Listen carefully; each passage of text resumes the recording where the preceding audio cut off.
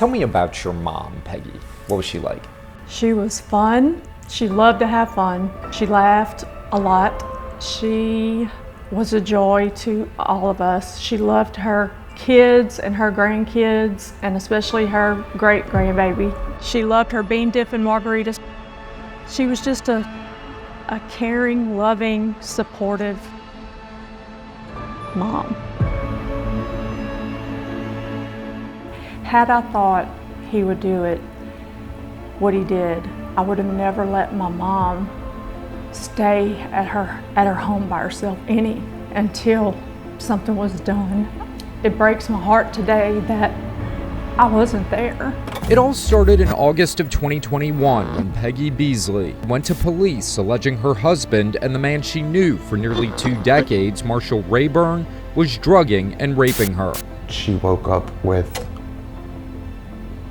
abdominal pains and clearly had been taken advantage of. Prosecutors say Rayburn documented his crimes with pictures that were stored on his computer. Rayburn was arrested for second-degree rape. After posting a $100,000 bond, he was released from jail with an ankle monitor and told to stay away from his wife's home. That exclusion zone, an imaginary circle that included hundreds of feet around her house, was programmed into the monitor. Our national investigative team analyzed the GPS coordinates. Data reveals 4 days after Rayburn began wearing it, he entered the exclusion zone on September 1st, triggering a notification to the monitoring company 5 different times. Over the next 2 weeks, he did it again and again. And there were also other notification triggers, like when the device lost communication. This map shows how many times he went back to the area where the victim was, even though he told prosecutors he was staying with his daughter 41 miles away. On September 20th, Rayburn returned back to his wife's home and hid out in the laundry room and waited for Peggy to start her nighttime routine. And he knew that she would go out and take the dogs out one last time before she went to bed.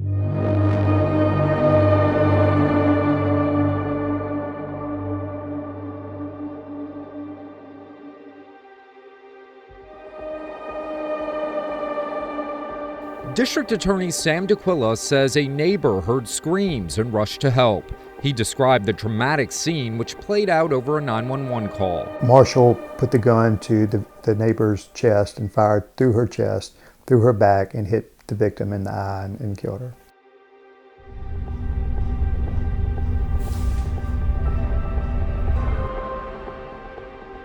Rayburn then turned the gun on himself. When law enforcement arrived, crime scene photos revealed he had wrapped his ankle monitor in aluminum foil to scramble the signal. That was successful, the monitor noting a loss of communication on the device, which prosecutors say also should have sparked a notification by the ankle monitoring company. He blatantly broke the rules and he tested them. He would ride by, a certain area just to see if it would trigger.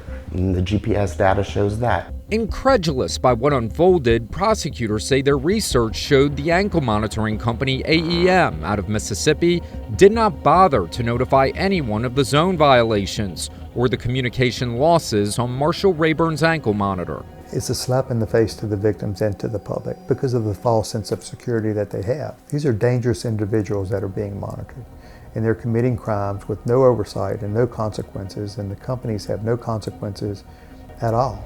Across America, the use of ankle monitors started increasing in recent years in an effort to reduce jail overcrowding. Now, to continue in this progress to decrease the population inside the jail, the latest proposal is more ankle monitors. Investigate TV found examples of individuals wearing monitors and later accused of committing violent crimes like shootings and murders. Although circumstances surrounding each case are different, prosecutors and critics say the lack of supervision is a problem everywhere.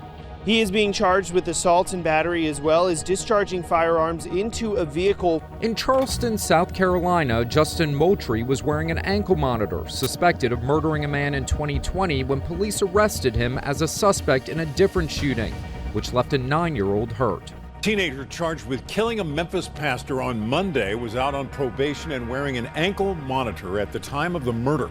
In Memphis, Tennessee, a 15-year-old was on an ankle monitor for crimes he was convicted of when he was arrested, accused of shooting and killing a beloved pastor. A 20-year-old with an ankle monitor was arrested for his involvement in a third shooting in the last year. In Nashville, Santez Bedingfield was wearing an ankle monitor, accused in 2 shootings when Metro Police say he was arrested again while wearing one, accused in a 3rd shooting.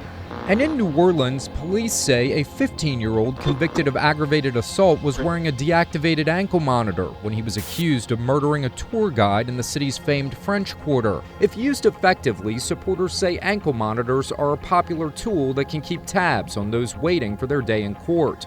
But suspects accused in violent crimes are also being outfitted with them. It's just unbelievable. I mean, it happens all across the country as well. It's just like the Wild West. These monitoring companies show up, they talk to a judge, they talk to the sheriff, they enter into an agreement, say we're going to monitor these individuals, and there's no monitoring at all. Our national investigative team looked at ankle monitoring laws across America and found most states do not have a provision that allows for law enforcement or a prosecutor to charge ankle monitoring companies and their employees with a crime if they fail to notify law enforcement of a breach.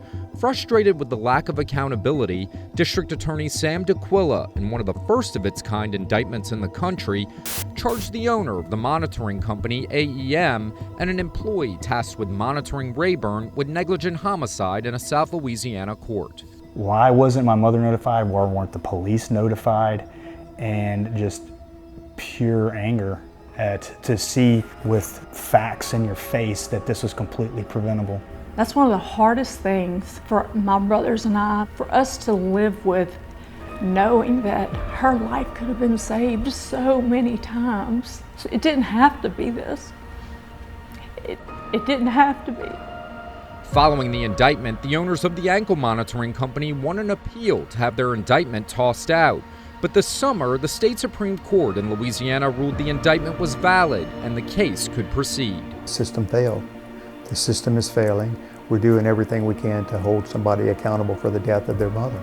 As the indictment moves forward, Beasley's case also led lawmakers to change state law. Monitoring companies are now liable in Louisiana for a lack of supervision.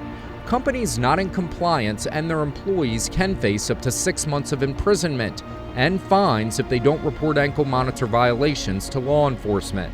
The company involved would also be banned from doing business in the state for 5 years.